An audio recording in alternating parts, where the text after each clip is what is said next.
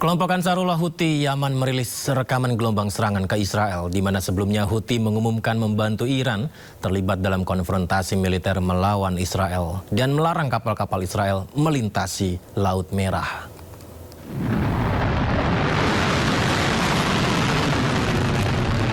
Gelombang serangan rudal diluncurkan kelompok Ansarullah Houthi Yaman. Serangan rudal Houthi menargetkan Israel.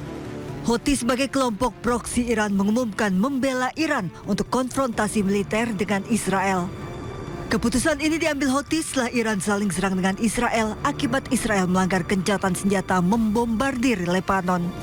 Houthi pun mengumumkan melarang kapal-kapal Israel dan perusahaan yang terafiliasi melintasi Laut Merah dan Selat Bab el-Mandeb.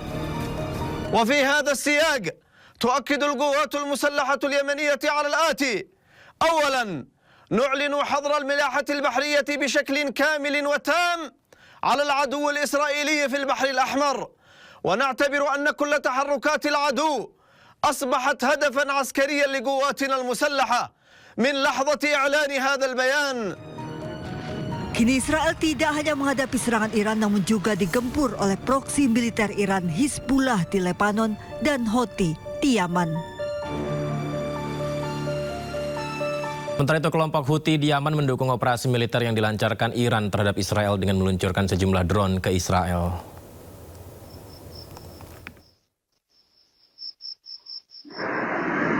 Kelompok Houthi di Yaman mendukung operasi militer yang dilancarkan Iran terhadap Israel dengan meluncurkan sejumlah drone. Sejumlah rekaman video menunjukkan militer Israel menangkap drone serangan dari Iran di kawasan Eilat, Israel di luar pantai Laut Merah. Usai drone berhasil diluncurkan di udara, tak lama sirine serangan pun berbunyi. Peluncuran drone ini diduga dilakukan kelompok Houthi di Yaman yang didukung Iran. Kelompok Houthi mendukung Iran menembakkan rudal dan drone ke arah Israel untuk memperingatkan Israel agar tidak melakukan eskalasi yang lebih luas.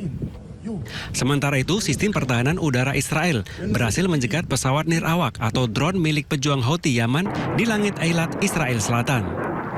Sirine peringatan juga berbunyi saat terjadinya serangan drone yang dilancarkan pejuang Houthi Yaman. Pemirsa, kelompok-kelompok pejuang Lebanon yang berkuasa, Hizbullah dan Amal, dilaporkan siap melakukan gencatan senjata dengan Israel. Hal itu disampaikan Ketua Parlemen Lebanon Nabih Berri kepada utusan Amerika Serikat di Beirut.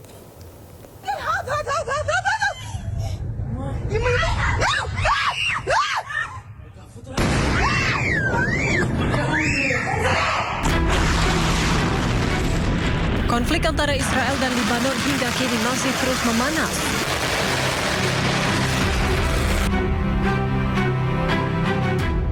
Dilansir dari media Al Arabiya, Ketua Parlemen Lebanon Nabih Berri memberitahu utusan Amerika Serikat di Beirut bahwa kelompok pejuang Hizbullah dan Amal siap melakukan gencatan senjata dengan Israel.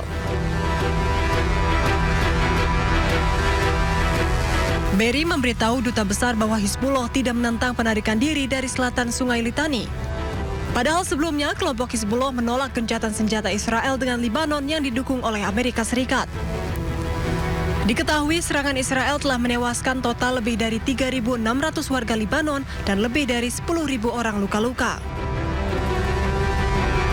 Pejuang Hizbullah menyerang pasukan penjajah Israel di Lebanon Selatan, di mana serangan dilakukan menggunakan rudal dan drone. Dengan salvo rudal, pejuang Hizbullah menggempur posisi tentara penjajah Israel di kota Rasaf, Lebanon Selatan. Pejuang Hizbullah mengklaim serangan menyasar kendaraan dan tentara penjajah Israel yang sejak 16 April lalu telah melanggar gencatan senjata dan malah terus menyerang Lebanon Selatan serta bagian selatan ibu kota Beirut.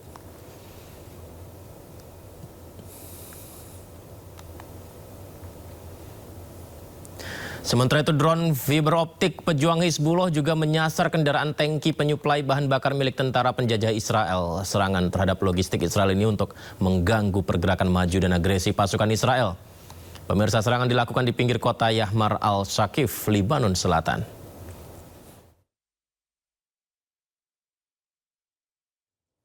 Setelah tekanan dari Amerika Serikat, akhirnya Israel setuju untuk menghentikan serangannya ke Iran dan Lebanon. Perdana Menteri Israel Benjamin Netanyahu menegaskan bila Iran kembali menyerang Israel, maka serangan balasan tak hanya menyasar Iran tapi juga Lebanon. אחרי שחיזבאללה ירה לשטח ישראל, הוריתי לצה"ל לתקוף מטרות טרור בביירות ולחסל שם פעילי חיזבאללה. עשינו זאת.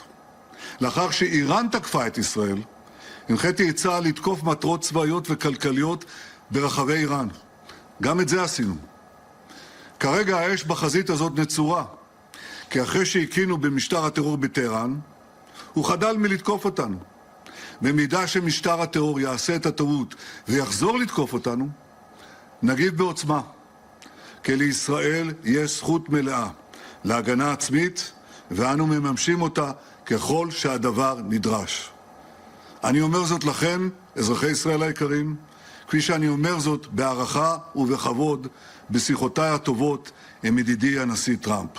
באחדות, בנחישות ובתבונה נגן על מדינת ישראל. ויחד, בעזרת השם, נחזיר את הביטחון לצפון.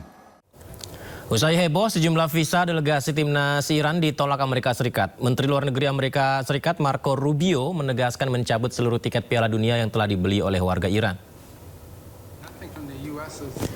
Keputusan disampaikan Rubio di Gedung Putih Amerika Serikat, di mana Rubio menegaskan penolakan visa sejumlah anggota delegasi timnas Iran serta mencabut tiket yang telah dibeli oleh supporter Iran merupakan langkah untuk mencegah adanya supporter ataupun staf tim nasional yang terafiliasi dengan IRGC. Hal itu dikhawatirkan akan mengancam keamanan negara saat berlangsungnya Piala Dunia 2026 di Amerika Serikat. Nothing from the U.S. has told them they can't come. I mean, the problem with Iran, it would be not their athletes. It would be some of the other people that would want to bring with them, some of whom have ties to the IRGC. We may not be able to let them in, but not the athletes themselves.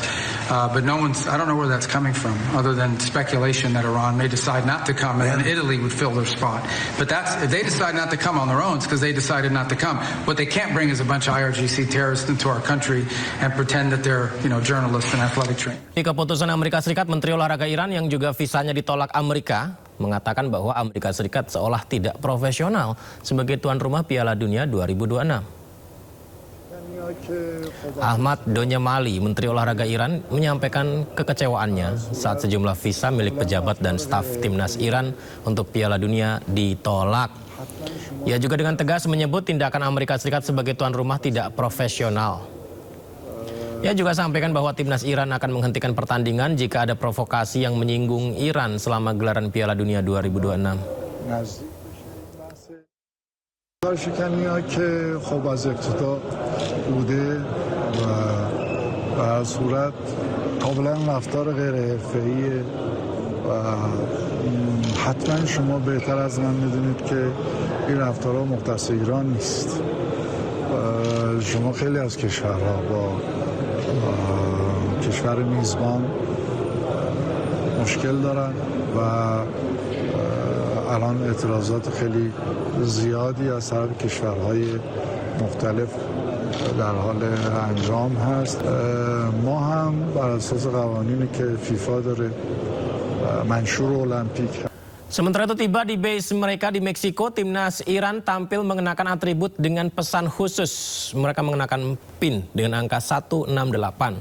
Ini pin untuk mengenang siswa korban meninggal dunia dalam tragedi pengeboman sekolah di Iran oleh Amerika Serikat. Timnas Iran tiba di Meksiko untuk tampil di Piala Dunia dengan membawa pesan menyentuh. Turun dari pesawat, para pemain terlihat mengenakan jas mereka yang bersematkan pin berwarna emas dengan angka 168. Pin ini menjadi simbol penghormatan kepada anak-anak yang tewas dalam serangan rudal Amerika Serikat ke sebuah sekolah dasar di Minab, Iran.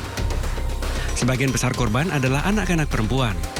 Investigasi hasil serangan tersebut menyimpulkan adanya kesalahan dalam operasi yang sebenarnya ditunjukkan ke pangkalan militer di dekat lokasi. Tragedi itu merupakan salah satu kegagalan operasi militer Amerika Serikat dengan jumlah korban terbesar dalam beberapa dekade terakhir.